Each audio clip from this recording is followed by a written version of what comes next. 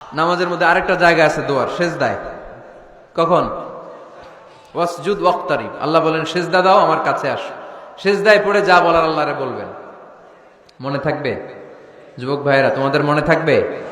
যা চাইতে মনে চায় সেজদায় পড়ে চাও। তুমি যখন সেজদায় লুটিয়ে পড়ো, তুমি মসজিদের টাইলসে সেজদা দাও নাই, তুমি আল্লাহর কুদরতি পায়ের উপরে সেজদা দিয়েছো। সেজদায় আমরা আল্লাহর সাথে কথা বলবো।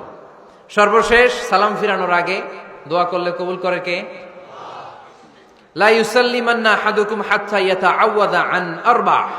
চারটা জিনিস থেকে পানাহ না আছে আমার কোন উম্মত যেন সালাম না ফিরায়। সবাই যেন পড়ে আল্লাহুম্মা ইন্নী আউযু বিকা মিন আযাবিল কবর, আউযু বিকা মিন আযাবি জাহান্নাম, আউযু বিকা মিন ফিতনাতিল মাহইয়া ওয়াল মামাত, আউযু বিকা মিন ফিতনাতিল মাসিহিদ দাজ্জাল। পড়েন আমিন। দোয়া মাসুরা পড়ে এই দোয়াটা পড়ে সালাম ফিরাবেন।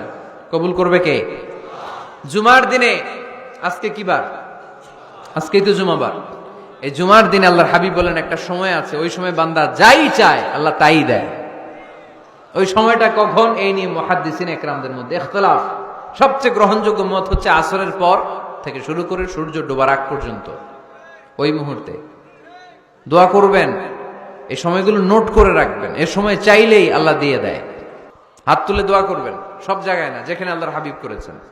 দোয়া হাত তুলেও করা যায়, হাত না তুলেও করা যায়। যেভাবে আল্লাহরে ডাকেন তিনি শোনেন কিনা? আল্লাহর হাবিব বলতেন ইন্নাল্লাহা হাইয়ুন কারীম, আল্লাহ খুব লজ্জাশীল। আল্লাহ কি?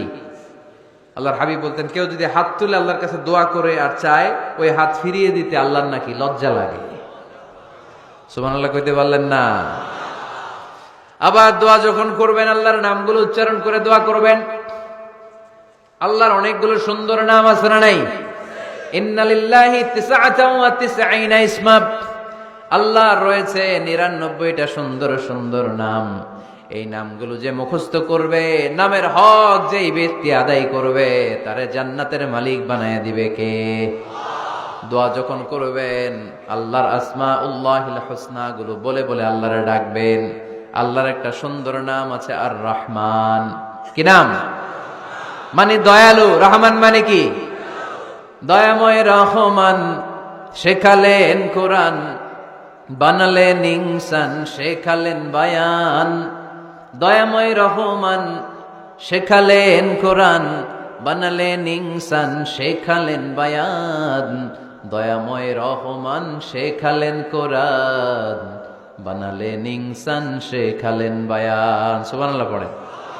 দয়াময় মেহেরবান, তিনি রহমান। এজন্য দোয়ার শুরুতে তারা ডাকেন, বলেন ইয়া রহমান। সবাই পড়েন ইয়া রহমান, ইয়া রহিম, ইয়া গফুর, ইয়া গফফার, ইয়া সত্তার, ইয়া জব্বার। দোয়ার শুরুতে এই নামগুলো ধরে ধরে যদি আবেগ নিয়ে, ভালোবাসা নিয়ে আল্লাহরে ডাকেন, দোয়া কবুল করে নিবে কে? এই দোয়ার মাঝখানে যদি এক ফোঁটা চোখের পানি ফেলতে পারেন, কবুল হবে? কবুল করবে কে? চোখের পানি ফেলবার চেষ্টা করবেন। নিজেকে যত ছোট করে আল্লাহর কাছে উপস্থাপন করা যায়, যত ছোট করা যায় নিজেকে। আল্লাহর হাবিব সাল্লাল্লাহু আলাইহি ওয়াসাল্লাম মহাবিশ্বের শ্রেষ্ঠতম মানুষ, তিনি দোয়ার সময় আল্লাহরে বলতেন আল্লাহুম্মা ইন্নী আবদুক, আল্লাহ আমি আপনার দাস, আমি আপনার গোলাম। ওয়াবনু আবদিক, গোলামের ঘরের গোলাম। ওয়াবনু আমাতিক, দাসীর ঘরের গোলাম, বান্দির ঘরের গোলাম। আমার বাবা আব্দুল্লাহ আপনার গোলাম, আমার মা আমেনা আপনার দাসী। সুবহানাল্লাহ পড়বেন না? কিভাবে নিজেকে ছোট করতে হয় আল্লাহর হাবিব সাল্লাল্লাহু আলাইহি ওয়াসাল্লাম ছোট করতেন। গুনার কথাগুলো স্মরণ করবেন, আল্লাহরে বলবেন আল্লাহ আমি ছাড়া তোমার অনেক বান্দা আছে, কিন্তু তুমি ছাড়া আমার আর কেউ নাই। ঠিক কিনা? এভাবে যত ছোট করে নিজেকে উপস্থাপন করা যায় দোয়াতে, এই দোয়া কবুল করে নেবে কে?